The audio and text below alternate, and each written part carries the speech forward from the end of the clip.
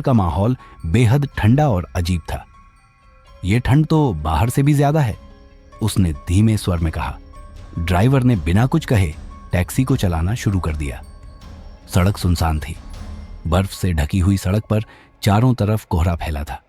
वरुण ने ड्राइवर से बात करने की कोशिश की, लेकिन वह चुपचाप गाड़ी चलाता रहा। करीब आधे घंटे की यात्रा के बाद ड्राइवर ने अचानक टैक्सी रोक दी। उसने इशारा करते हुए कहा, आगे का रास्ता बंद है, आपको पैदल ही जाना होगा। वरुण और सान्या ने देखा कि चारों ओर घना जंगल था। दूर दूर तक कोई रोशनी नहीं थी। यह रास्ता तो बहुत डरावना लग रहा है, सान्या ने कहा। और कोई रास्ता भी नहीं है, वरुण ने कहा। चलो जल्दी चलते हैं। वे टैक्सी से उतरकर उस दिशा में चलने लगे जहां ड्राइवर ने इशारा किया था।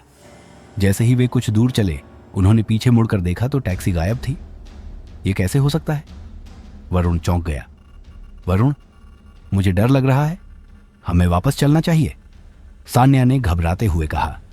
लेकिन जब वे मुड़े तो उन्हें महसूस हुआ कि वे अब उसी जगह पर वापस आ गए हैं जहां से चलना शुरू किया था। यह जैसे एक गोल भटकाव था। तभी पास की झाड़ियों से एक बच्चे की हंसी सुनाई दी। वे दोनों सहम गए। आवाज बेहद करीब थी, लेकिन अंधेरे में कुछ दिखाई नहीं दे रहा था। कुछ ही पलों में एक पुराना और बंजर बंगला उनके सामने प्रकट हुआ। वह बंगला सुनसान और डरावना लग रहा था। उसका दरवाजा धीरे धीरे अपने आप खुला। अंदर से किसी ने पुकारा, आओ, तुम्हारा इंतजार था। वरुण ने सान्या का हाथ पकड़ा और कहा, हमें इस जगह से निकलना होगा। लेकिन जैसे ही उन्होंने पीछे मुड़ने की कोशिश की, वे अपने आप उस बंगले के अंदर खींच गए। अंदर का माहौल ठंडा और भयानक था। दीवारों पर खून के धब्बे थे और हर तरफ अजीब सी सरसराहट की आवाजें आ रही थीं। अचानक एक बूढ़ा आदमी उनके सामने प्रकट हुआ। उसने एक डरावनी हंसी के साथ कहा, तुम्हारी आत्मा अब मेरी होगी। क्या वरुण और सान्या इस डरावने जाल से बच पाएंगे, या यह बंगला उनकी आखिरी मंजिल बन जाएगा? आइए दोस्तों, हम इस कहानी को आगे देखते हैं। वरुण और सान्या अब बंगले के अंदर थे।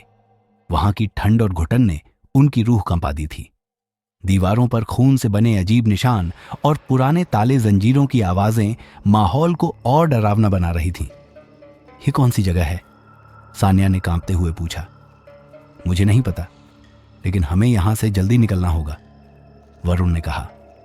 उन्होंने वापस जाने का रास्ता खोजने की कोशिश की, लेकिन बंगले का दरवाजा अब अपने आप बंद हो चुका था।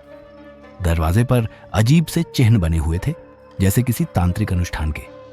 तभी दीवारों से हल्की हल्की कानाफूसी की आवाजें आने लगीं। वरुण, यह जगह हमें मार डालेगी। शांत रहो, हम कोई रास्ता निकालेंगे। वरुण ने सान्या को संभालने की कोशिश की। आगे बढ़ते हुए उन्हें एक बड़ा हॉल मिला। वहां एक पुरानी लकड़ी की कुर्सी रखी थी, जिस पर एक आदमी बैठा हुआ था। उसकी पीठ उनकी ओर थी। कौन हो तुम? वरुण ने हिम्मत जुटाकर पूछा। वह आदमी धीरे धीरे मुड़ा। उसका चेहरा आधा जला हुआ था और उसकी आंखों में अजीब सी चमक थी।